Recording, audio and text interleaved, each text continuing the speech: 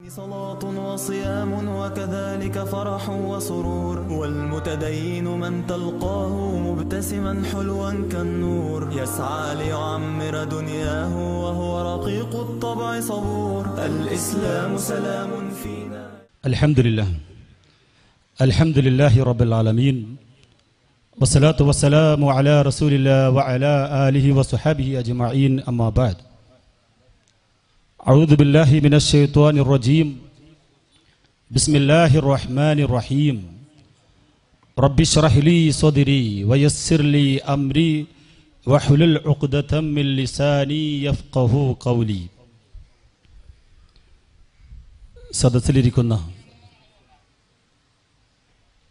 വിശുദ്ധ ഖുർആനിൻ്റെ അറിവുകളുടെ വിസ്മയ ലോകത്തേക്ക് താൽപര്യപൂർവ്വം എത്തിച്ചേർന്ന പ്രിയപ്പെട്ട രക്ഷിതാക്കളെ, സഹോദരി സഹോദരന്മാരെ, സ്നേഹം നിറഞ്ഞ കുട്ടികളെ, അള്ളാഹുവിൻ്റെ കാരുണ്യവും സമാധാനവും നമ്മിൽ സദാ വർഷിക്കുമാറാവട്ടെ. വിശുദ്ധ ഖുർആൻ എന്ന ആഴക്കടലിലേക്ക് ഇറങ്ങിച്ചെന്നുകൊണ്ട് മൂല്യവത്തായിട്ടുള്ള പവിഴവും മുത്തുകളും വാരിപ്പെറുക്കുകയാണ് ഈ ഒരു സെഷനിലൂടെ നമുക്ക് നേടിയെടുക്കാൻ സാധിക്കുന്നത്. 16 ജുദ് ആണ് നിങ്ങളുടെ മുമ്പിൽ അതിൻ്റെ ചുരുക്കം ഭാഗങ്ങൾ അവതരിപ്പിക്കാൻ ഉദ്ദേശിക്കുന്നത്. നേരത്തെ സൂചിപ്പിച്ച സൂറത്തുൽ കഹ്ഫിൽ നിന്ന് 75 മുതൽ 110 വരെയുള്ള ആയത്തുകളും, സൂറത്ത് മറിയം, സൂറത്ത് തോഹ ഉൾക്കൊള്ളുന്ന അധ്യായങ്ങളുമാണ് ജുദ് 16 അടങ്ങിയിട്ടുള്ളത് എന്ന് സൂചിപ്പിക്കുകയാണ്. ഈ 3 അധ്യായങ്ങളിലായി നിരവധി പ്രവാചകന്മാരുടെ ചരിത്രങ്ങളിലേക്ക് നമ്മുടെ ശ്രദ്ധ ക്ഷണിക്കുന്നതോടൊപ്പം തന്നെ ഈ ചരിത്രങ്ങൾ നമ്മൾ മനസ്സിലാക്കുമ്പോൾ, ആഴത്തിൽ അതിനെക്കുറിച്ച് പഠനവിധേയമാക്കുമ്പോൾ,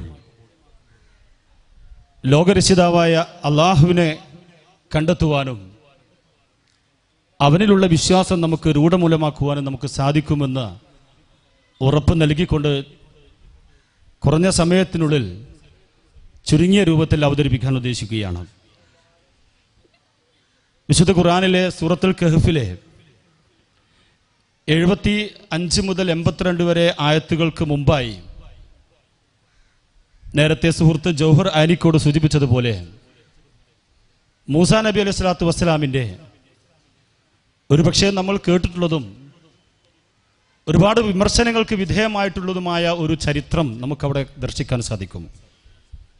മൂസാ അലൈഹി സ്വലാത്തു വസ്സലാമും ഖിദർ അലൈഹി സ്വലാത്തു വസ്സലാമിൻ്റെയും ചരിത്രമാണ്. ഇസ്രായേലിയരുടെ പ്രവാചകനായ മൂസാ നബി അലൈഹി സ്വലാത്തു വസ്സലാം ഒരിക്കൽ ജനങ്ങളെ ഉപദേശിച്ചു കൊണ്ടിരിക്കെ ഒരാൾ അദ്ദേഹത്തോട് ചോദിക്കുകയുണ്ടായി, അല്ലയോ മൂസ, താങ്കളെക്കാൾ അറിവുള്ള മറ്റു വല്ലവരെയും താങ്കൾക്കറിയുമോ? മൂസാ നബി അലൈഹി സ്വലാത്തു വസ്സലാം ഒന്നും ആലോചിക്കാതെ ഒറ്റയടിക്ക് തന്നെ മറുപടി നൽകി, ഇല്ല എന്നായിരുന്നു. അള്ളാഹു ആലം, അള്ളാഹുവിന് അറിയാം എന്ന് അദ്ദേഹം പറയുകയുണ്ടായില്ല. അദ്ദേഹത്തിൻ്റെ നിലപാടിന് യോജിച്ചത് അതായിരുന്നു അങ്ങനെ മറുപടി പറയാൻ. ഇതിനെ തുടർന്നാണ് പടച്ച തമ്പുരാൻ മൂസാ അലൈഹി സ്വലാത്തു വസ്സലാമിന് വഹി നൽകുന്നത്. ഉണ്ട്, എൻ്റെ ഒരു അടിയാൻ നിന്നേക്കാൾ അറിവുള്ളവനുണ്ട്. 2 സമുദ്രങ്ങൾ കൂടിച്ചേരുന്ന സ്ഥലത്ത് അദ്ദേഹത്തെ നിനക്ക് കാണാൻ കഴിയും എന്ന് അല്ലാഹു സുബ്ഹാനഹു വ തആല മൂസാ നബി അലൈഹി സ്വലാത്തു വസ്സലാമിന് വഹി നൽകുകയാണ്. അതിന് ചില നിബന്ധന വെക്കുന്നു. ആ ചരിത്രം നമുക്കറിയാം. ഒരു മത്സ്യം കൊണ്ടുപോകണമെന്നും അത് കാണാതാവുന്ന സ്ഥലത്ത് അദ്ദേഹം ഉണ്ടായിരിക്കുമെന്ന് അറിയിക്കുകയാണ്. ആ മത്സ്യം ഏത് രൂപത്തിലുള്ള മത്സ്യമാണ് എന്നുള്ളതിനെക്കുറിച്ച് ചരിത്രത്തിൽ വിവിധങ്ങളായ അഭിപ്രായങ്ങൾ നമുക്ക് കാണുവാൻ സാധിക്കും. ഒരു ചത്ത മത്സ്യവുമായി പോകണം, അതിന് ജീവൻ ഉണ്ടാകുന്ന സ്ഥലത്ത് വെച്ചാണ് അദ്ദേഹത്തെ കാണുക എന്ന് ഹദീസിൽ കാണാൻ സാധിക്കും. അതല്ല ജീവനുള്ള മത്സ്യവുമായി കൊണ്ടുപോകണം. അതെപ്പോഴാണോ കയ്യിൽ നിന്ന് പിടഞ്ഞു ചാടുന്നത് അവിടെ വെച്ച് കാണാം. ഇങ്ങനെയുള്ള രണ്ട് അഭിപ്രായവും ആ വിഷയത്തിലുണ്ട്. ഏതായാലും മൂസ അലൈഹി സ്വലാത്തു വസ്സലാം പറഞ്ഞ ഖിദർ അലൈഹി സ്വലാത്തു വസ്സലാമിനെ കണ്ടുമുട്ടുകയാണ്. കണ്ടുമുട്ടിയ ഉടനെ തന്നെ ഖിദർ അലൈഹി സ്വലാമിനോട് മൂസാ നബി ചോദിക്കുന്നു, നിങ്ങളുടെ അറിവിൽ നിന്ന് എനിക്ക് പഠിപ്പിച്ചു തരുവാനായി ഞാൻ നിങ്ങളുടെ കൂടെ ഒന്നിച്ചു വരട്ടെയോ, യാത്ര ചെയ്യട്ടെയോ? ഖിദർ അലൈഹി സ്വലാം നൽകിയ മറുപടി, നിങ്ങൾക്ക് തൗറാത്ത് ലഭിച്ചിട്ടുണ്ട്, വഹിയും വരാറുണ്ട്. ഏതായാലും എനിക്ക് ചില അറിവുകൾ ഉണ്ടായിരിക്കും. അത് താങ്കൾക്ക് ഉണ്ടായിക്കൊള്ളണമെന്നില്ല, നേരെ മറിച്ചുമുണ്ടാവാം. എന്നാൽ താങ്കൾ എൻ്റെ കൂടെ വരികയാണെങ്കിൽ, എൻ്റെ ഒന്നിച്ച് കൂടുന്ന പക്ഷം ഏത് കാര്യത്തെക്കുറിച്ചും ഞാൻ താങ്കൾക്ക് അത് വിവരിച്ച് തരുന്നത് വരെ എന്നോട് താങ്കൾ ഒരു ചോദ്യവും തന്നെ അതിനിടയിൽ ചോദിക്കാൻ പാടില്ല. ഈ ഒരു കണ്ടീഷനോട് കൂടിയാണ് ഖിദർ അലൈഹി സ്വലാത്തു വസ്സലാം മൂസാ നബി അലൈഹി സ്വലാത്തു വസ്സലാമിനെ തൻ്റെ കൂടെ യാത്രക്ക് വേണ്ടി കൂട്ടുന്നത്. ഈ നിബന്ധന മൂസാ അലൈഹി സ്വലാത്തു വസ്സലാം സമ്മതിച്ചു. അതിൻ്റെ ബാക്കി ഭാഗം ഈ പറഞ്ഞ സൂചിപ്പിച്ച 75 മുതൽ മുമ്പിലുള്ള ആയത്തുകൾ നമുക്ക് കാണുവാൻ സാധിക്കും. പക്ഷെ അവിടെ യാത്രയിൽ നമുക്ക് ഇങ്ങനെ മനസ്സിലാക്കാൻ സാധിക്കും, മൂസാ നബി അലൈഹി സ്വലാത്തു വസ്സലാമിന് തൻ്റെ ജീവിതത്തിൽ സഹിക്കാൻ കഴിയാത്ത, മൂസാ നബിക്ക് മാത്രമല്ല ഒരു വ്യക്തിക്ക് പോലും സഹിക്കാൻ കഴിയാത്ത 3 സംഭവങ്ങളാണ് ഖിദർ അലൈഹി സ്വലാത്തു വസ്സലാമിൽ നിന്ന് മൂസാ നബി അലൈഹി സ്വലാത്തു വസ്സലാമിന് നേരിടേണ്ടി വരുന്നത്. ഈ സംഭവിച്ച ഈ ഒരു സംഭവ വികാസങ്ങളിൽ അതിന് നിദാനമായി നാം കാണുന്നത് ഒരേ തത്വമാണ്. ഒന്ന്, 2 ആപത്തുകൾ ഒരാൾക്ക് ഒരേ സമയത്ത് നേരിടുമ്പോൾ ആ വലിയ ആപത്തിനെ തടയുവാനായി ചെറിയത് സഹിക്കുക എന്നുള്ളതാണ്. ഈ തത്വം പൊതുവിൽ ലോകം അംഗീകരിച്ചതാണ്. കാരണം നമുക്ക് അനുഭവമാണല്ലോ, ചില രോഗികളുടെ ചില അവയവം രോഗിയുടെ ജീവന് ഭീഷണിയാകുമ്പോൾ ആ അവയവം മുറിച്ചു കളഞ്ഞ് രോഗിയെ സംരക്ഷിക്കുകയോ അല്ലെങ്കിൽ ജീവൻ രക്ഷപ്പെടുത്തുകയോ ചെയ്യാറുണ്ട്. അതോടൊപ്പം തന്നെ നാട്ടിൽ അരാജകത്വവും അക്രമവും നടമാടുമ്പോൾ ചില വ്യക്തികളെ കൊന്നുകളയുന്നതുമെല്ലാം ഈ അടിസ്ഥാനത്തിലാണ്. ഇവിടെയാണ് ഖിദർ അലൈഹി സ്വലാത്തു വസ്സലാമിന്റെ ആ ചരിത്രം നമുക്ക് കാണുവാൻ സാധിക്കും. അദ്ദേഹം സഞ്ചരിച്ചു കൊണ്ടിരിക്കുമ്പോൾ ഒരു കപ്പൽ കേടുവരുത്തുകയാണ്. ആ കപ്പൽ ഖിദർ അലൈഹി സ്വലാം കേടുവരുത്തിയിട്ടില്ലെങ്കിൽ അവിടെയാണ് മൂസാ നബി അലൈഹി സ്വലാത്തു വസ്സലാമിനെ സഹിക്കാൻ കഴിയാതെ ആവുന്നത്. അതിന് മറുപടി നൽകുകയാണ്. ആ കപ്പൽ കേടുവരുത്തിയിട്ടില്ല എങ്കിൽ ആ കപ്പൽ അവിടെ ഉണ്ടായിരുന്ന പാവപ്പെട്ടവർക്ക് നഷ്ടപ്പെടുമായിരുന്നു. രണ്ടാമത്തെ വിഷയം, മൂസാ അലൈഹി സ്വലാത്തു വസ്സലാമിന്റെ മുമ്പിൽ വെച്ചുകൊണ്ട് ഒരു ബാലനെ കൊലപ്പെടുത്തുകയാണ്. ഒരു സുന്ദരനായ ഒരു കുട്ടിയെ കൊലപ്പെടുത്തുന്നു. മൂസാ അലൈഹി സ്വലാത്തു വസ്സലാമിന് അത് സഹിക്കാൻ കഴിയുന്നില്ല. ആ ഒരു ചോദ്യത്തിന്റെ മറുപടിയാണ്, ആ ബാലനെ കൊലപ്പെടുത്തിയിട്ടില്ല എങ്കിൽ ആ ബാലനും അല്ലെങ്കിൽ ആ കുട്ടിയും അവന്റെ മാതാപിതാക്കളും ധിക്കാരികളായി നരകാവകാശികളായി തീരും എന്നതുകൊണ്ടാണ് ആ കൃത്യം ചെയ്തത്. മൂന്നാമതായി ഒരു നാട്ടിൽ ചെല്ലുമ്പോൾ അവിടെ ഭക്ഷണം ചോദിക്കുമ്പോൾ അവിടെ ഭക്ഷണം ചോദിക്കാൻ വിസമ്മതിക്കുകയും ആ നാട്ടുകാർ ഈ വന്ന 2 അതിഥികളെ പ്രയാസപ്പെടുത്തുകയും ചെയ്യുന്ന സമയത്താണ് അവിടെ പൊളിഞ്ഞു വീഴാറുന്ന ഒരു മതിൽ ഖിദർ അലൈഹി സ്വലാം ശരിപ്പെടുത്തുന്നു. അവിടെ മൂസാ നബി അലൈഹി സ്വലാം ചോദിക്കുന്നു. അവിടെ വെച്ചാണ് മൂസാ നബി അലൈഹി സ്വലാത്തു വസ്സലാമും ഖിദർ നബിയുമുള്ള യാത്ര അവസാനിക്കുന്നത്.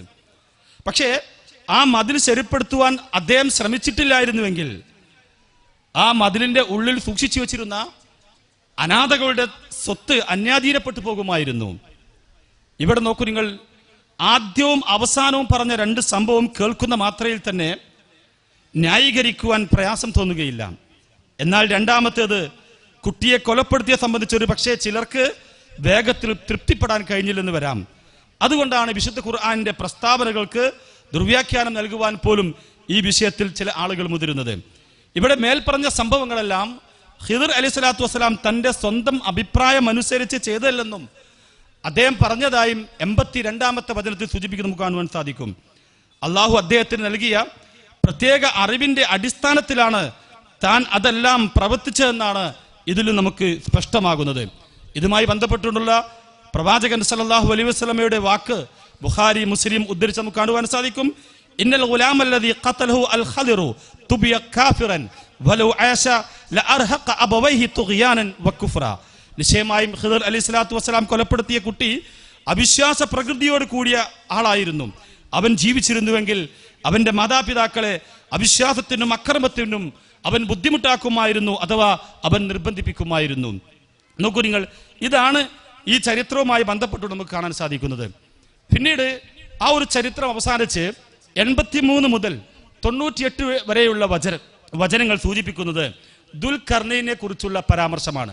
ഒരു പക്ഷേ വിശുദ്ധ ഖുർആന്റെ വായനയിലൂടെയും ചരിത്രത്തിലൂടെയും ഒക്കെ ദുൽഖർനൈനെ കുറിച്ച് നമ്മൾ കേട്ടിട്ടുണ്ടാകും.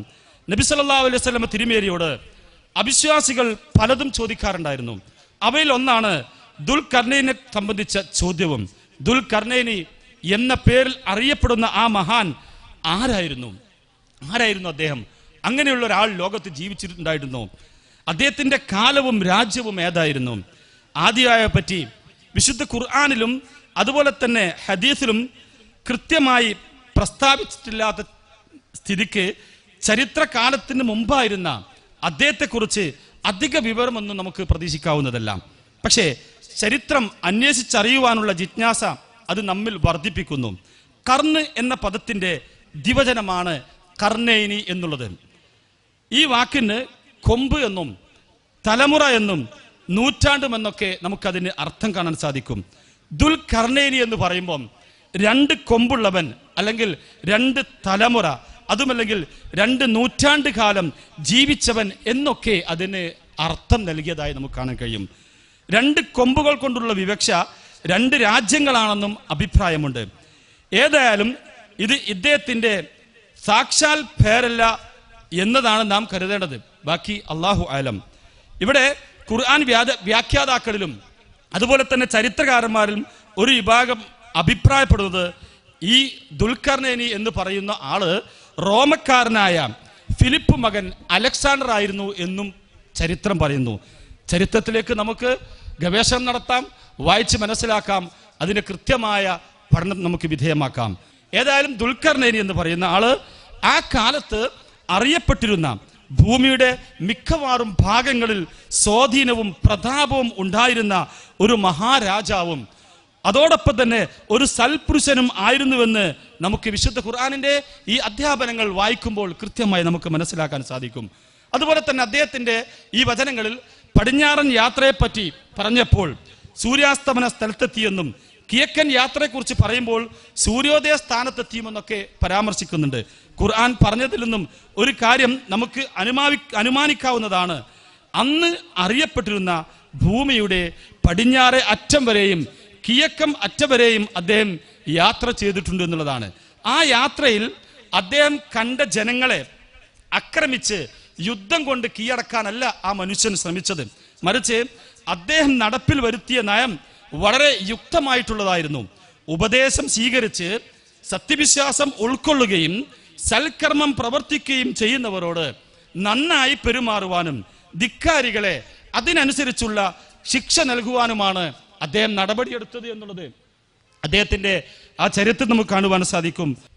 ഈ സൂറത്തിലെ അവസാനത്തെ വചനം അവസാനിക്കുന്നത് 110-ാമത്തെ വചനം അല്ലാഹു സുബ്ഹാനഹു വ തആല 2 കാര്യങ്ങൾ നമ്മുടെ മുമ്പിൽ വ്യക്തമാക്കിക്കൊണ്ടാണ്. ഒന്ന്, മറ്റുള്ള മനുഷ്യരെ പോലെ തന്നെ പ്രവാചകൻ സല്ലല്ലാഹു അലൈഹി വസല്ലമ സാധാരണ ഒരു മനുഷ്യനാണെന്ന് പ്രഖ്യാപിക്കുന്നു. രണ്ടാമത്തേത്, ശിർക്കിൻ്റെ ബഹുദൈവ വിശ്വാസത്തിൻ്റെ വല്ല അംശവും കലർന്നുകൊണ്ടുള്ള യാതൊരു കർമ്മവും അള്ളാഹുവിങ്കൽ സ്വീകാര്യമല്ല എന്ന് പ്രഖ്യാപിക്കുകയാണ്. പിന്നീട് നമ്മൾ പ്രവേശിക്കുന്നത് ഈ ജുദയിലെ മറ്റൊരു അധ്യായം സൂറത്ത് മറിയമാണ്.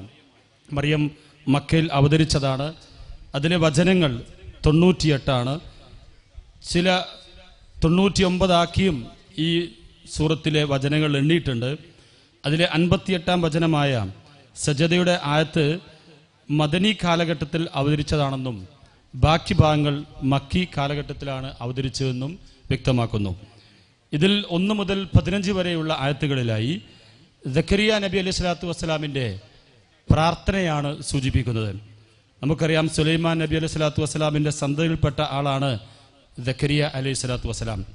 അദ്ദേഹത്തിന് 80 വയസ്സ് വരെ എത്തിയിട്ടും തല മുഴുവൻ നരച്ചു അങ്ങനെ വെളുത്തു കഴിഞ്ഞ ആ മനുഷ്യന് ഒരു കുട്ടി പോലും കിട്ടാനുള്ള ഭാഗ്യമുണ്ടായില്ല. അദ്ദേഹത്തിൻ്റെ ഭാര്യയാവട്ടെ ഈസാ നബി അലൈഹി സ്വലാത്തു വസ്സലാമിൻ്റെ മാതാവ് മറിയം അലൈഹി സ്വലാത്തുവിൻ്റെ മാതൃ സഹോദരിയാകുന്നു. ഇതുവരെ അവർ പ്രസവിച്ചിട്ടില്ല. ഇവിടെ നമ്മൾ മനസ്സിലാക്കേണ്ടത് സക്കരിയ അലൈഹി സ്വലാത്തു വസ്സലാം സന്താന ഭാഗ്യത്തിന് വേണ്ടിയോ അല്ലെങ്കിൽ സന്താനം ലഭിക്കണമെന്നുള്ള ഒരു ആഗ്രഹത്തിന് വേണ്ടിയോ അല്ല സന്താനത്തിനായി അള്ളാഹുവിനോട് പ്രാർത്ഥിക്കുന്നത്. മറിച്ച് തൗഹീദും സത്യമതവും പ്രചരിപ്പിക്കുക എന്ന അദ്ദേഹത്തിൻ്റെ ആ ഒരു ദൗത്യം അദ്ദേഹത്തിൻ്റെ മരണശേഷം നിർവഹിക്കാൻ തക്ക പിൻഗാമികളെ അദ്ദേഹം പിന്നിലേക്ക് നോക്കുമ്പോൾ കാണാൻ കഴിയാത്തത് കൊണ്ടാണ് അതിനു വേണ്ടിയുള്ള അദ്ദേഹത്തിൻ്റെ പ്രാർത്ഥനയാണ് അവിടെ നമുക്ക് കാണാൻ സാധിക്കുന്നത്. അല്ലാഹു സുബ്ഹാനഹു വ തആല അദ്ദേഹത്തിൻ്റെ പ്രാർത്ഥന സ്വീകരിക്കുകയും അങ്ങനെ യഹ്യ എന്ന കുട്ടിയിലൂടെ ആ യഹ്യ എന്ന കുട്ടിയെക്കുറിച്ചൊക്കെ വിശുദ്ധ ഖുർആൻ ഒരുപാട് വിശേഷം നൽകി വിശദീകരിക്കും നമുക്ക് കാണുവാൻ സാധിക്കും. അതിലേക്ക് പ്രവേശിക്കുന്നില്ല. പടച്ച തമ്പുരാൻ സന്താന സൗഭാഗ്യം യഹ്യ അലൈഹി സ്വലാത്തു വസ്സലാം എന്ന പ്രവാചകൻ എന്ന ഈ കുട്ടിയിലൂടെ അള്ളാഹുവിന് നൽകുകയാണ്, സക്കരിയ നബിക്ക് അള്ളാഹു നൽകുകയാണ്. പിന്നീട് 16 മുതൽ 37 വരെയുള്ള വചനങ്ങളിലായി മറിയം അലൈഹി സ്വലാത്തു വസ്സലാം ഈസാ നബിയെ ഗർഭം ധരിക്കുന്നതാണ് സൂചിപ്പിക്കുന്നത്. അതോടൊപ്പം തന്നെ ആ വചനങ്ങളിലെ ഈസാ നബി തൊട്ടിൽ സംസാരിച്ചതും ഈസാ നബി ദൈവപുത്രൻ അല്ല എന്നുള്ളത് തന്നെ ഈസാ നബി തൊട്ടിൽ കിടക്കവേ ചെറിയ കുട്ടിയായിരിക്കെ അവിടെ പ്രഖ്യാപിക്കുന്ന വചനം നമുക്ക് കാണുവാൻ സാധിക്കും. അതുപോലെ തന്നെ 37 മുതൽ 40 വരെയുള്ള വചനങ്ങളിലായി ക്രിസ്ത്യാനികളുടെ ഭിന്നിപ്പും കക്ഷി വ്യത്യാസങ്ങളും അവർക്ക് നൽകിയ താക്കീത് സാക്ഷാത്കരിക്കപ്പെട്ടതുമായിട്ടുള്ള കാര്യങ്ങളാണ് സൂചിപ്പിക്കുന്നത്. പിന്നീട് 41 മുതൽ 45 വരെയുള്ള വചനങ്ങളിലായി സൂചിക്കുന്നത് പ്രവാചകനായ ഖലീലുല്ലാഹി ഇബ്രാഹിം അലൈഹി സ്വലാത്തു വസ്സലാമിൻ്റെ ചരിത്രവും പരാമർശവുമാണ്. നമുക്കറിയാവുന്നതുപോലെ ബിംബാരാധനയിൽ മുളച്ചു വളർന്ന ഒരാളായിരുന്നു ഇബ്രാഹിം നബി അലൈഹി സ്വലാത്തു വസ്സലാമിൻ്റെ പിതാവായ ആദർ. പിതൃ ബഹുമാനവും വാത്സല്യവും സർവത്ര പ്രകടമാക്കിക്കൊണ്ട് ഇബ്രാഹിം നബി അലൈഹി സ്വലാത്തു വസ്സലാം വളരെ സ്നേഹത്തോടെ ബഹുമാനത്തോടെയാണ് തൻ്റെ പിതാവിനെ ഉപദേശിക്കുന്നത്. യാ അബത്തി എന്ന് പറഞ്ഞുകൊണ്ടാണ്, എൻ്റെ പ്രിയപ്പെട്ട ഉപ്പ എന്ന് പറഞ്ഞുകൊണ്ടാണ് പിതാവിനോട് അഭിസംബോധനം ചെയ്യുന്നത്. വിഗ്രഹാരാധനയുടെ നിരർത്ഥകയും അതിൻ്റെ ഭവിഷ്യത്തും പിതാവ് പിഴച്ചു പോകുന്നതിലുള്ള താങ്ങാനാവാത്ത അദ്ദേഹത്തിൻ്റെ വ്യസനവും പ്രയാസവുമൊക്കെ ആ വാചകങ്ങൾ അദ്ദേഹം പ്രകടിപ്പിക്കുന്നതായി നമുക്ക് കാണുവാൻ സാധിക്കും. അങ്ങനെ പുത്രൻ്റെ ഉപദേശം പിതാവ് വിലവെക്കുന്നില്ലെന്ന് മാത്രമല്ല പുത്രനോട് കയർക്കുകൂടി ചെയ്യുന്നു. പിന്നീടുള്ള 47-48 വചനങ്ങൾ പുത്രവാത്സല്യം പോലും പ്രകടമാക്കാത്ത മറുപടി പിതാവ് നൽകുകയാണ്. അങ്ങനെ ഇബ്രാഹിം അലൈഹി സ്വലാത്തു വസ്സലാം തൻ്റെ പിതാവിനോട് അവിടം വെച്ച് സലാം ചൊല്ലി പിരിയുകയാണ്. തൗഹീദും ശിർക്കും അവിടെ വേർപിരിയുന്ന രംഗം നമുക്ക് കാണുവാൻ സാധിക്കും. തുടർന്ന് 49-50 വചനങ്ങളിലായി ഇബ്രാഹിം നബി അലൈഹി സ്വലാത്തു വസ്സലാമിന് മക്കളിലൂടെ പടച്ച തമ്പുരാൻ നൽകുന്ന അനുഗ്രഹങ്ങളാണ്. മക്കളായ ഇസ്ഹാഖ്, അതുപോലെ തന്നെ ഇസ്മായിൽ അലൈഹി സ്വലാത്തു വസ്സലാമിലൂടെ 51-53 വചനങ്ങളിലായി മൂസാ നബി അലൈഹി സ്വലാത്തു വസ്സലാമിൻ്റെ ചരിത്ര സംക്ഷേപങ്ങൾ നമുക്ക് കാണുവാൻ സാധിക്കും. മൂസാ നബിയുടെ ചരിത്രം അടുത്ത അധ്യായം തോഹായിൽ വരുന്നത് കൊണ്ട് അതിനെക്കുറിച്ചുള്ള വിഷയം ഇവിടെ നടത്തുന്നത് കൊണ്ട് അതിലേക്ക് ഞാൻ മുതിരുന്നില്ല. 54-55 വചനങ്ങൾ ഇസ്മായിൽ നബി അലൈഹി സ്വലാത്തു വസ്സലാമിൻ്റെ ജീവചരിത്ര സംക്ഷേപം ഈ ആയത്തുകൾ അടങ്ങിയിരിക്കുന്നു. 56-57 വചനങ്ങൾ ഇദ്രീസ് നബിയെക്കുറിച്ച് പറയുന്നത് കാണുവാൻ സാധിക്കുന്നു. തുടർന്ന് 59-60 വചനങ്ങളിലായി മനുഷ്യൻ എത്ര പിഴച്ചു പോയാലും അതിൽ നിന്ന് ഖേദിച്ച് പക്ഷാപതപിക്കുന്ന പക്ഷം നിശ്ചയമായും അള്ളാഹു സുബ്ഹാനഹു വ തആല അവൻ്റെ പശ്ചാത്താപം സ്വീകരിക്കും. അള്ളാഹു കാരുണ്യവാനാണ്, കരുണാനിധിയാണ് എന്ന് നമ്മെ ഓർമ്മപ്പെടുത്തുകയാണ്. അതുകൊണ്ട് പശ്ചാത്താപത്തിൻ്റെ അടിസ്ഥാനം ശരിയായ വിശ്വാസവും അതിനനുസൃതമായിട്ടുള്ള സൽക്കർമ്മവും വിശ്വാസികളുടെ ഭാഗത്തിൽ നിന്നുണ്ടാവണമെന്ന് ഈ വചനങ്ങളിലായി പരാമർശിക്കുന്നു. 60 മുതൽ 63 വരെയുള്ള വചനങ്ങൾ മരണാനന്തര ജീവിതവും സജ്ജനങ്ങളുടെയും ദുർജനങ്ങളുടെയും പരലോക അനുഭവങ്ങളും ചിത്രീകരിക്കുകയാണ്. 63 മുതൽ 98 വരെയുള്ള വചനങ്ങളിലായി മലക്കുകൾ, ലോകത്ത് വരുന്ന മലക്കുകൾ അള്ളാഹുവിൻ്റെ കൽപ്പന പ്രകാരമല്ലാതെ ഇറങ്ങുകയില്ല എന്നുള്ള കാര്യം ബോധ്യപ്പെടുത്തുന്നു. പിന്നീടുള്ള വചനങ്ങളിൽ അള്ളാഹുവിൻ്റെ സന്താനമുണ്ടെന്ന വാദം കടുത്ത ധിക്കാരമാണ് എന്ന് സൂചിപ്പിച്ചുകൊണ്ടാണ് ഈ അധ്യായം ഇവിടെ അവസാനിക്കുന്നത്. പിന്നീട് നമ്മൾ ഈ ജുദ് 16 പരാമർശിക്കുന്ന അധ്യായമാണ് സൂറത്ത് ത്വാഹ. നമുക്കറിയാം സൂറത്ത് മറിയമിനെ പോലെ കേവല അക്ഷരങ്ങൾ കൊണ്ട് ആരംഭിക്കുന്ന അധ്യായമാണ് സൂറത്ത് ത്വാഹ. കാഫ് ഹാ യ ഐൻ സോദ് എന്നാണ് മറിയമിൽ തുടങ്ങിയതെങ്കിൽ ത്വാഹ എന്നുള്ളത് അക്ഷരം കൊണ്ടാണ് ഇവിടെ തുടങ്ങുന്നത്. പക്ഷേ ഈ കേവലാക്ഷരങ്ങൾക്ക് കൃത്യമായ ആശയം പണ്ഡിതന്മാർ പറഞ്ഞിട്ടില്ലാത്തത് കൊണ്ട് അതിലേക്ക് നമ്മൾ മുതിരുന്നില്ല ഈ കേവലാക്ഷരങ്ങൾക്ക്. എന്നാൽ ത്വാഹ എന്ന ഈ ഒരു അക്ഷരത്തിന് യാ റജുൽ, ഏ മനുഷ്യ എന്ന് പ്രയോഗം നടത്തിയതായി നമുക്ക് കാണുവാൻ സാധിക്കുന്നു. ഏതായാലും ഈ വചനങ്ങൾ ഈ അധ്യായത്തിലെ 1 മുതൽ 4 വരെയുള്ള വചനങ്ങൾ പരാമർശിക്കുന്നത് ഭയപ്പെടുന്നവർക്ക് ഉപദേശമാണ്. ഖുർആൻ, വിശുദ്ധ ഖുർആനെ കുറിച്ചാണ് അവിടെ പരാമർശിക്കുന്നത്. 5 മുതൽ 8 വരെയുള്ള വചനങ്ങളിലായി ലോകത്തുള്ള സർവ്വതും അള്ളാഹുവിൻ്റെ സൃഷ്ടിയാണെന്നും എല്ലാറ്റിൻ്റെയും ഉടമസ്ഥതയും ഭരണ കൈകാര്യവും പടച്ച തമ്പുരാൻ്റേത് മാത്രമാണ് എന്നുള്ള കാര്യം നമ്മെ ബോധ്യപ്പെടുത്തുകയാണ്. പിന്നീട് 9 മുതൽ 10 വരെ മൂസാ നബി അലൈഹി സ്വലാത്തു വസ്സലാമിൻ്റെ ചരിത്രത്തിലേക്ക് പ്രവേശിക്കുകയാണ്. മൂസാ നബി അലൈഹി സ്വലാത്തു വസ്സലാമിൻ്റെ കഥ ഇവിടെ ആരംഭിക്കുന്നത് അദ്ദേഹത്തിൻ്റെ ജനനം മുതൽക്കല്ല, മറിച്ച് അദ്ദേഹത്തിൻ്റെ പ്രവാചകത്വവും ദിവ്യ സന്ദേശവും ലഭിക്കുന്നത് മുതൽക്കാണ് ഇവിടെ മൂസാ അലൈഹി സ്വലാത്തു വസ്സലാമിൻ്റെ ചരിത്രം ആരംഭിക്കുന്നത്. നോക്കൂ, അതിന് ശേഷമാണ് മൂസാ നബി അലൈഹി സ്വലാത്തു വസ്സലാമിൻ്റെ ജനനവും കാര്യങ്ങളും പിന്നീടുള്ള വചനങ്ങളിലായി പരാമർശിക്കുന്നത് നമുക്ക് കാണുവാൻ സാധിക്കും. മൂസാ നബി അലൈഹി സ്വലാത്തു വസ്സലാം അദ്ദേഹത്തിൻ്റെ സ്വന്തം നാടായ ഈജിപ്തിൽ നിന്ന് കാരണവശാൽ മദിയനിൽ പോവുകയും കുറേ കാലം അവിടെ അഭയാർത്ഥിയായി കഴിഞ്ഞുകൂടിയതിനു ശേഷം അദ്ദേഹം ഭാര്യ സമേതം ഈജിപ്തിലേക്ക് മടങ്ങിപ്പോരുകയായിരുന്നു. ഈ അവസരത്തിലാണ് സീനാ താഴ്വരയിൽ ഒരു മരത്തിൽ നിന്നും അദ്ദേഹം തീ കാണുകയാണ്. തീ കണ്ടപ്പോൾ ആ വരുന്ന മൂസാ നബി അലൈഹി സ്വലാത്തു വസ്സലാമിന് കുടുംബത്തിനും വല്ലാത്ത ആശ്വാസമായി. അവിടെ തണുപ്പും ഇരുട്ടും കൊണ്ട് മാത്രമല്ല, വഴി അറിയാതെയും അവർ ബുദ്ധിമുട്ടാവുകയായിരുന്നു. വഴിയിൽ വെച്ച് ഭാര്യ പ്രസവിക്കുകയും ചെയ്തതായി പറയപ്പെടുന്നു. അവർക്ക് തീ കായുവാൻ അല്പം തീ കിട്ടിയാൽ അത് ഉപകാരപ്പെടും. ഒരുപക്ഷെ തീയിനടുത്തുണ്ടാകുന്ന ആളിൽ നിന്നും മുമ്പോട്ടുള്ള വഴിയെക്കുറിച്ച് വല്ല വിവരം ലഭിച്ചെങ്കിൽ അതും ഉപകാരപ്പെടും എന്നിങ്ങനെയുള്ള ആകാംക്ഷയോടെ പ്രതീക്ഷയോടെ മൂസാ അലൈഹി സ്വലാത്തു വസ്സലാം തൻ്റെ വീട്ടുകാരെ വഴിയിൽ നിർത്തിക്കൊണ്ട് ആ തീ കണ്ട സ്ഥലത്തേക്ക് പോവുകയാണ്. തുടർന്ന് 11 മുതൽ 16 വരെയുള്ള വചനങ്ങൾ മൂസാ അലൈഹി സ്വലാത്തു വസ്സലാം അവിടെ ചെന്ന് നോക്കുമ്പോൾ അവിടെ തീക്കനൽ പോരുവാനോ തീ കായുവാനോ പറ്റുന്ന തീയല്ല മൂസാ നബി അലൈഹി സ്വലാത്തു വസ്സലാം കാണുന്നത്, മറിച്ച് അസത്യത്തെയും ധിക്കാരത്തെയും എരിച്ചു കളയുന്ന ഒരു ദിവ്യ പ്രകാശമായിരുന്നു മൂസാ അലൈഹി സ്വലാത്തു വസ്സലാം അവിടെ കണ്ടത്. അവിടെ വെച്ചുകൊണ്ട് അല്ലാഹു സുബ്ഹാനഹു വ തആല മൂസാ നബി അലൈഹി സ്വലാത്തു വസ്സലാമിനെ പ്രവാചകനായി, ദൂതനായി, നബിയായി നിയമിക്കുകയാണ്. പിന്നീട് 17 മുതൽ 21 വരെ വചനങ്ങൾ മൂസാ നബി അലൈഹി സ്വലാത്തു വസ്സലാമിന് പടച്ച തമ്പുരാൻ നൽകിയ ദൃഷ്ടാന്തങ്ങളെ പരാമർശിക്കുന്നു. 23 മുതൽ 35 വരെയുള്ള വചനങ്ങൾ മൂസാ നബി അലൈഹി സ്വലാത്തു വസ്സലാം നിർവഹിക്കേണ്ടിയിരിക്കുന്ന ഭാരമേറിയ ചുമതല അത് ശരിക്കും കൃത്യമായി നിറവേറ്റുവാൻ ആവശ്യമായ സഹായവും ചുറ്റുപാടും നൽകുവാനായി ഇബ്രാഹിം നബി അലൈഹി സ്വലാത്തു വസ്സലാം മനമുരുകിക്കൊണ്ട് അള്ളാഹുവിനോട് പ്രാർത്ഥിക്കുകയാണ്. ആ പ്രാർത്ഥിക്കുന്ന കാര്യങ്ങൾ 3 കാര്യമാണ്. 1 ഹൃദയ വിശാലതയാണ്. 2 അദ്ദേഹത്തിൻ്റെ നാവിൻ്റെ വിക്ക് പാറ്റുവാൻ വേണ്ടിയാണ്. 3-മത്തത് പ്രബോധന രംഗത്ത് അദ്ദേഹത്തെ ഒരു സഹായിയെ കിട്ടുവാൻ വേണ്ടിയുമാണ്. മൂസാ നബി അലൈഹി സ്വലാത്തു വസ്സലാമിൻ്റെ അപേക്ഷകളെല്ലാം തന്നെ അവിടെ അള്ളാഹു സ്വീകരിക്കുന്ന രംഗവും അവിടെ നമുക്ക് കാണുവാൻ സാധിക്കും. പിന്നീട് 36 മുതൽ 39 വരെയുള്ള വചനങ്ങൾ മൂസാ നബി സല്ലല്ലാഹു അലൈഹി വസല്ലമയ്ക്ക് പടച്ച തമ്പുരാൻ മുമ്പ് നൽകിയ ജന്മസമയത്ത് നൽകിയ അനുഗ്രഹങ്ങളെ ഓർമ്മപ്പെടുത്തുകയാണ്.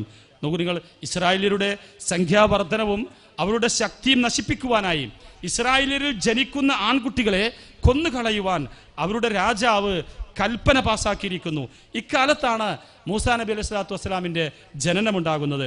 മാതാവ് തൻ്റെ ഓമന സന്താനത്തെ സംബന്ധിച്ച് അതിയായി ഭയപ്പെടുകയാണ്. ഈ അവസരത്തിൽ അല്ലാഹു സുബ്ഹാനഹു വ തആല മാതാവിനോട് കുട്ടിയെ ഒരു പെട്ടിയിലാക്കി നൈൽ നദിയിൽ ഇടുവാൻ വേണ്ടി ആവശ്യപ്പെടുന്നു. ഫിർഔന്റെ കൊട്ടാരത്തിനരികെ ഒഴുകിപ്പോയിക്കൊണ്ടിരിക്കുന്ന ആ നദി ആ കുഞ്ഞിനെ കരക്കിട്ടു. ആരോ കണ്ടു, ആ പെട്ടിയെടുത്തു. അങ്ങനെ മൂസാ അലൈഹി സ്വലാത്തു വസ്സലാം രക്ഷപ്പെടുന്നു. പിന്നീടുള്ള 40-41 വചനങ്ങൾ നദിയിലെറിഞ്ഞ തൻ്റെ കുഞ്ഞിൻ്റെ സ്ഥിതി അന്വേഷിക്കുവാൻ മാതാവ് മൂസാ അലൈഹി സ്വലാത്തു വസ്സലാമിൻ്റെ സഹോദരിയെ അതിന് ഏർപ്പാട് ചെയ്യുന്നു. സഹോദരിയാകട്ടെ അതും അതിലധികവും നിർവഹിക്കുകയാണ്. കുട്ടി ആരുടെയും മുല സ്വീകരിക്കാതിരിക്കുന്ന തക്കം നോക്കി കുട്ടിയെ നല്ലവണ്ണം വളർത്തുവാൻ പറ്റിയ ആളെ താൻ കൊടുക്കാമെന്ന് അറിയിക്കുകയാണ്. അങ്ങനെ ആ കൊട്ടാര കുഞ്ഞിനെ സ്വമാതാവിന് തന്നെ വളർത്തുവാൻ പടച്ചതമ്പുരാൻ അവസരം നൽകുകയാണ്. 42 മുതൽ 46 വരെയുള്ള വചനങ്ങൾ പ്രബോധന മാർഗത്തിൽ സ്വീകരിക്കേണ്ട നയം എന്താണ് എന്നുള്ളത് മൂസാ നബി അലൈഹി സ്വലാത്തു വസ്സലാമിനെയും ഹാറൂൻ നബിയെയും പടച്ചതമ്പുരാൻ പഠിപ്പിച്ചു കൊടുക്കുകയാണ്.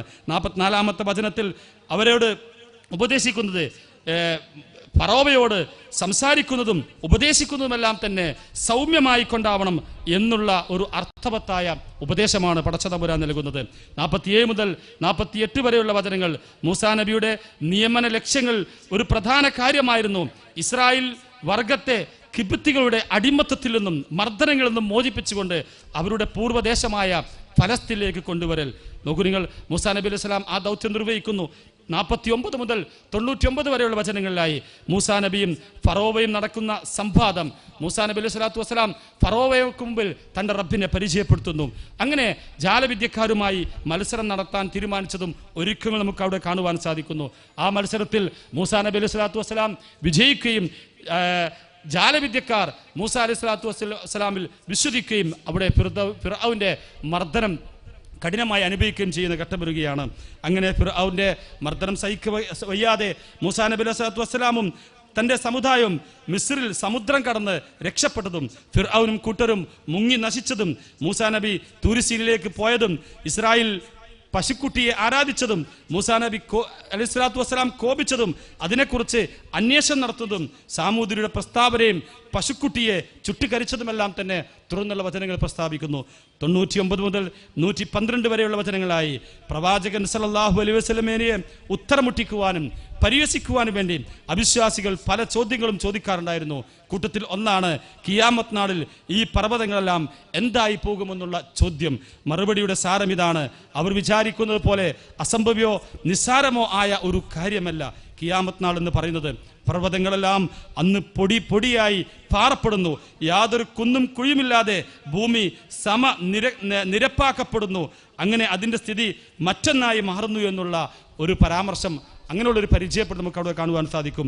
113 മുതൽ 114 വരെ ഖുർആൻ അറബി ഭാഷയിലാണെങ്കിലും അതിൻ്റെ സ്വഭാവം മറ്റുള്ള അറബി ഗ്രന്ഥങ്ങളെ പോലെയല്ല. അതിൻ്റെ ശൈലിയും വിവരണ രീതിയും ഒന്ന് വേറെ തന്നെയാണ്. മനുഷ്യ ഹൃദയത്തെ തട്ടിയുണർത്തുവാനുള്ള അതിൻ്റെ കഴിവ് അനിതരണ സാധാരണമാണ് എന്നുള്ള വിശുദ്ധ ഖുർആനിൻ്റെ പരാമർശം. അതോടൊപ്പം തന്നെ ഖുർആൻ പാരായണം ചെയ്യേണ്ട രീതിയെക്കുറിച്ചും പറയുന്നു. 116 മുതൽ 123 വരെയുള്ള വചനങ്ങൾ ആദം നബി അലൈഹി സ്വലാത്തു വസ്സലാമിനെ സൃഷ്ടിച്ച ശേഷം അദ്ദേഹത്തിന് തലകുനിച്ച് സുജൂദ് ചെയ്യുവാൻ കൽപ്പിച്ചപ്പോൾ മലക്കുകളെല്ലാം സുജൂദ് ചെയ്തു. ഇബ്ലീസ് മാത്രം വിസമ്മതിച്ചു. ആദം നബിയുടെയും ഇബ്ലീസിൻ്റെയും കഥ സവിസ്തരം വിശദീകരിക്കുന്നു. ആദം നബി അലൈഹി സ്വലാത്തു വസ്സലാമിനോട് അള്ളാഹുവിനോട് അനുസരണക്കേട് കാണിച്ചതും പിന്നീട് അള്ളാഹുവിനോട് പശ്ചാത്തപിച്ച് പ്രാർത്ഥിക്കുന്ന രംഗം നമുക്ക് കാണുവാൻ സാധിക്കും. 124 മുതൽ 127 വരെയുള്ള വചനങ്ങൾ അള്ളാഹുവിൽ നിന്നുള്ള ബോധനങ്ങളും ലക്ഷ്യങ്ങളും കണ്ണടച്ച് നിഷേധിക്കുകയും അവയെ അവഗണിച്ച് തോന്നിയതുപോലെ ജീവിക്കുകയും ചെയ്തവർക്ക് അനുയോജ്യമായ പ്രതിഫലമാണ് പരലോകത്ത് വെച്ച് അഥവാ ഖിയാമത്ത് നാൾ വെച്ച് മഹിസറ സഭയിൽ അള്ളാഹു സുബ്ഹാനഹു വ തആല ഒരുക്കി വെച്ചിട്ടുള്ള മുന്നറിയിപ്പും താക്കീതും നൽകുന്നു. 127 മുതൽ അവസാനം വരെയുള്ള വചനങ്ങളിലായി സ്വന്തക്കാരോട് നമസ്കരിക്കുവാനും ക്ഷമിക്കുവാനും പടച്ചതമ്പുരാന്റെ കൽപ്പനയാണ് നമുക്ക് കാണുവാൻ സാധിക്കുന്നത്. ഇങ്ങനെ പ്രിയപ്പെട്ടവരെ, നമ്മെ സംബന്ധിച്ചിടത്തോളം ഒരുപാട് ചരിത്രങ്ങളിലേക്ക് നമ്മുടെ ത്വരയെ, നമ്മുടെ ചിന്തയെ കൊണ്ടുപോകുന്ന, അതോടൊപ്പം തന്നെ ഒരുപാട് വിശ്വാസ മൂല്യങ്ങൾ നമുക്ക് നുകർന്നു നൽകുന്ന ഈ അധ്യായങ്ങൾ ഈ ഒരു വിശദീകരണം കൊണ്ട് മാത്രം പരിമിതമല്ല. വായിക്കുവാനും പഠിക്കുവാനും അന്വേഷിക്കുവാനും നമ്മൾ താല്പര്യം കാണിക്കണമെന്ന് പറഞ്ഞുകൊണ്ട് ഞാനിവിടെ അവസാനിപ്പിക്കുകയാണ്. പടച്ചതമ്പുരാൻ ഇത്തരം കാര്യങ്ങൾ, ചർച്ചകൾ പങ്കെടുക്കാനും പഠിക്കാനും അറിയുവാനും പടച്ചതമ്പുരാൻ നമുക്ക് തൗഫീക്ക് നൽകുമാറാകട്ടെ. പടച്ചതമ്പുരാൻ എല്ലാ അർത്ഥത്തിലും അള്ളാഹുവിൻ്റെ ഇഷ്ടപ്രകാരം ജീവിക്കുന്ന അവൻ്റെ ഉത്തമരായ വിശ്വാസികൾ നമ്മെ എല്ലാവരും ഉൾപ്പെടുത്തി അനുഗ്രഹിക്കുമാറാകട്ടെ. അല്ലാഹുമ്മ റബ്ബന തഖബ്ബൽ മിന്നാ ദുആന ഇന്നക അൻത സമീഉൽ അലീം വതുബ് അലൈനാ ഇന്നക അൻത തവ്വാബുർ റഹീം. റബ്ബന ആതിനാ ഫിദ്ദുനിയ ഹസന വഫിൽ ആഖിറതി ഹസനത വഖിനാ അദാബന്നാർ വആഖിറു ദഅവാനാ അനിൽ ഹംദുലില്ലാഹി റബ്ബിൽ ആലമീൻ. അസ്സലാമു അലൈക്കും വറഹ്മത്തുള്ളാഹി വബറകാതുഹു.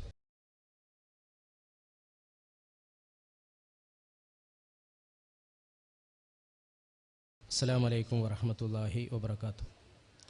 അൽഹംദുലില്ലാ വസ്സലാത്തു വസ്സലാമു അലാ അഷ്റഫിൽ മുർസലീൻ വഅലാ ആലിഹി വസഹബിഹി അജ്മഈൻ. അമ്മാ ബഅദ്.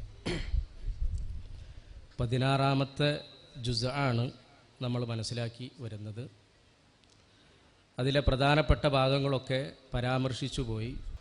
മൂസാ നബി അലൈഹിസ്സലാം ചരിത്രവും സന്ദേശവും എന്നത് മാത്രം ചെറിയ വാക്കുകളിൽ സൂചിപ്പിക്കാനാണ് ഉദ്ദേശിക്കുന്നത്. നമുക്കൊക്കെ പരിചയമുള്ളതുപോലെ മൂസാ നബി അലൈഹിസ്സലാമയുടെ പേരാണ് വിശുദ്ധ ഖുർആനിൽ ഏറ്റവും കൂടുതൽ പരാമർശിച്ചിട്ടുള്ളത് എന്ന് നമുക്കൊക്കെ അറിയാം.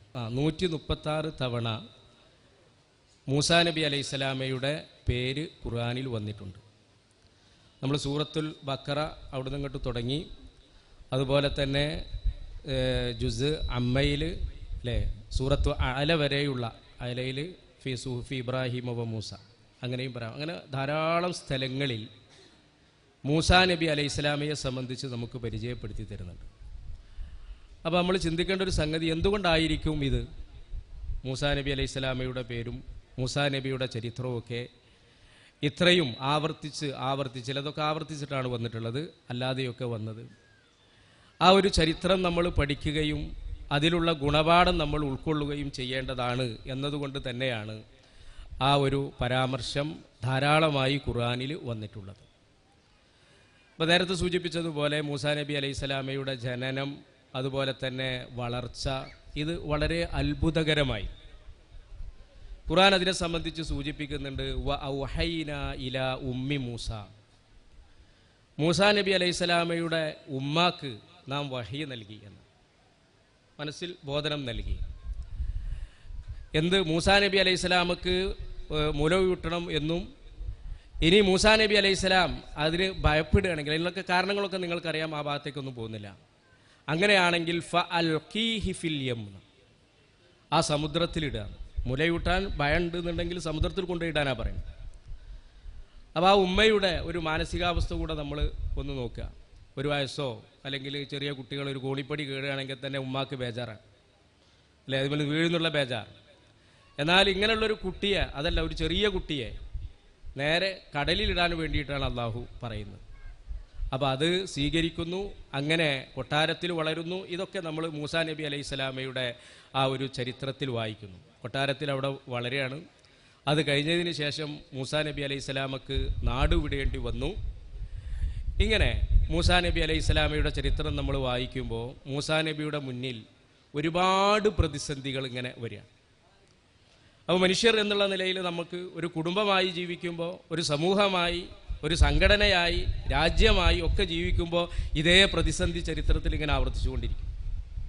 അപ്പോൾ ആ ഒരു പ്രതിസന്ധി രംഗത്ത് നമ്മൾ എന്തൊരു നിലപാട് സ്വീകരിക്കണം എന്നതാണ് അതിലൂടെ നമ്മളെ പഠിപ്പിച്ചു തരുന്നത്. ഇപ്പോൾ മൂസാ നബി അലൈഹിസ്സലാമയുടെ മുന്നിലുള്ള പ്രതിസന്ധികൾ നമ്മളിങ്ങനെ ചെറിയ രൂപത്തിൽ എടുത്ത് പരിശോധിക്കുകയാണെങ്കിൽ, ഒന്ന് അധികാരികളിൽ നിന്ന് വലിയ പ്രതിസന്ധിയായി. അദ്ദേഹത്തിൻ്റെ ജനന സമയത്ത് തന്നെ കടലിൽ ഒഴുക്കാൻ കാരണമായിട്ടുള്ളത് ആ പ്രതിസന്ധിയുടെ ഒരു ഭാഗമാണ്. അവിടെ നിന്ന് അങ്ങോട്ട് അദ്ദേഹത്തിൻ്റെ ജീവിതം എടുത്ത് പരിശോധിച്ച് നോക്കുകയാണെങ്കിൽ ആ പ്രതിസന്ധി നമുക്കിങ്ങനെ കാണാൻ സാധിക്കും.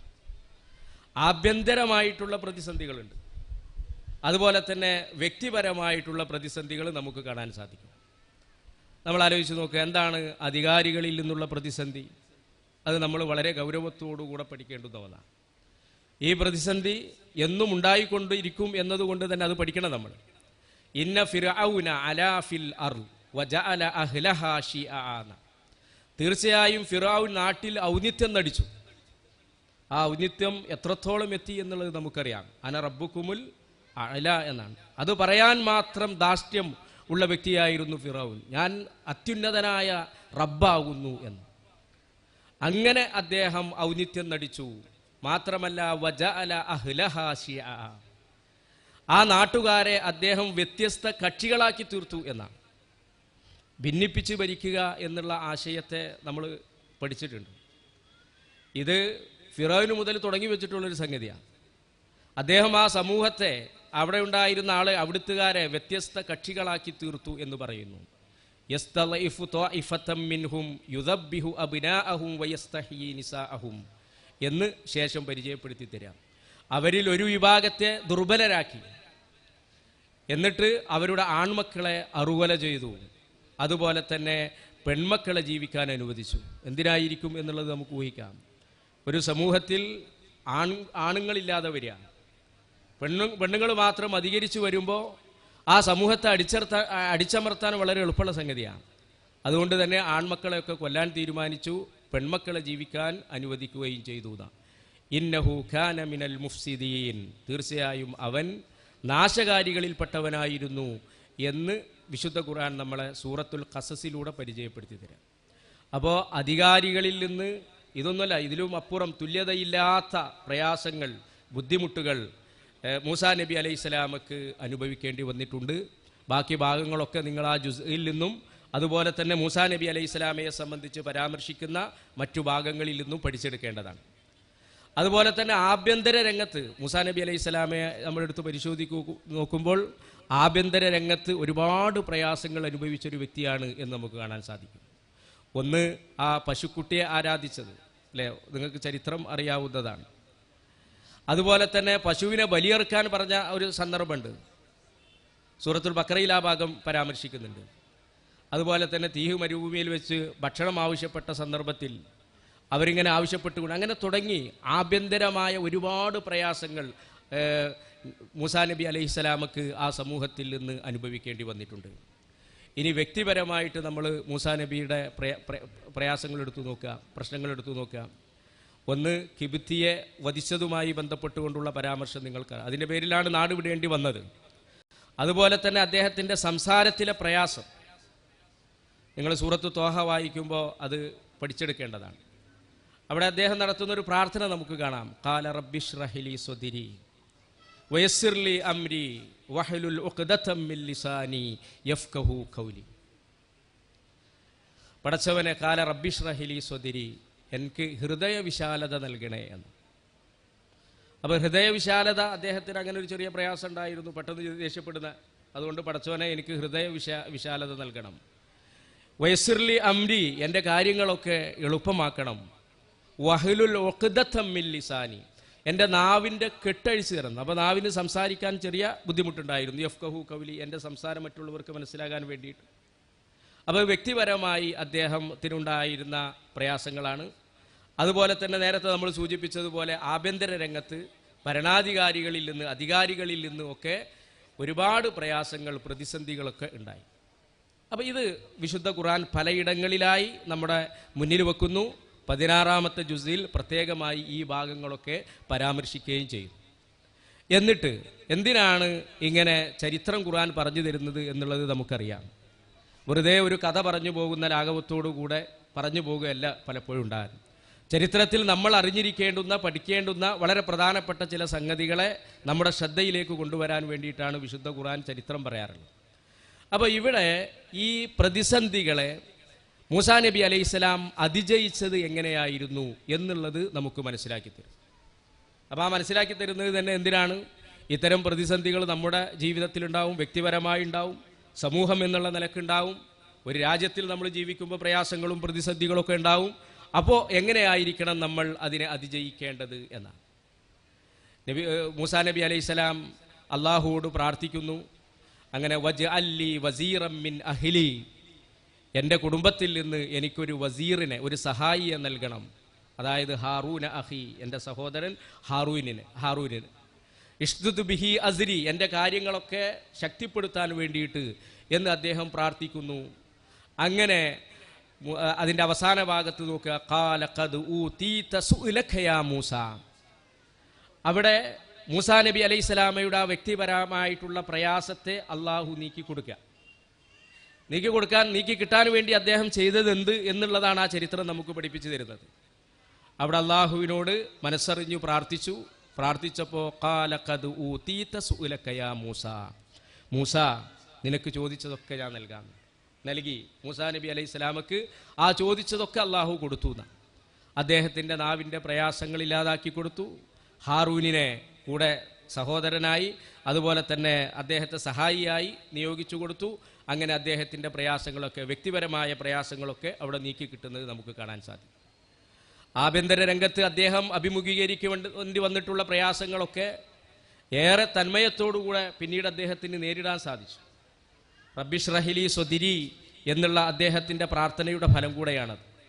അങ്ങനെ അദ്ദേഹം ആ രംഗത്തും വിജയം വരിച്ചത് നമുക്ക് കാണാൻ സാധിക്കും. അവസാനമായി അദ്ദേഹത്തിന് ഏറെ പ്രയാസങ്ങൾ നിറഞ്ഞത് അധികാരികളിൽ നിന്നായിരുന്നു, അധികാര വർഗത്തിൽ നിന്നായിരുന്നു. നമുക്ക് കാണാം, വനുരീദു അൻ നമുന്ന അലല്ലദീന സ്തുളഇഫു ഫിൽ അർദ് വനജഅലഹും അഇമ്മതൻ വനജഅലഹുമുൽ വാരിസീൻ എന്ന് ഖുർആൻ ആ പ്രയാസങ്ങളൊക്കെ നിരത്തിയതിന് ശേഷം പറഞ്ഞു തരുന്ന ഒരു വാചകമുണ്ട്.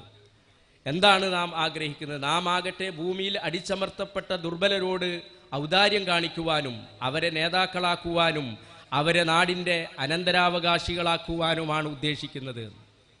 മൂസാ നബി അലൈഹിസ്സലാമും മൂസാ നബി അലൈഹിസ്സലാമയുടെ സമൂഹവും അനുഭവിക്കേണ്ടി വന്നിട്ടുള്ള കൊടിയ ദുരന്തങ്ങൾ ഒക്കെ നമുക്കൊക്കെ അറിയാവുന്നതാണ്. അതിന് മാത്രം പ്രയാസങ്ങളും ദുരിതങ്ങളൊന്നും നമ്മളൊന്നും അനുഭവിക്കേണ്ടി വന്നിട്ടില്ല.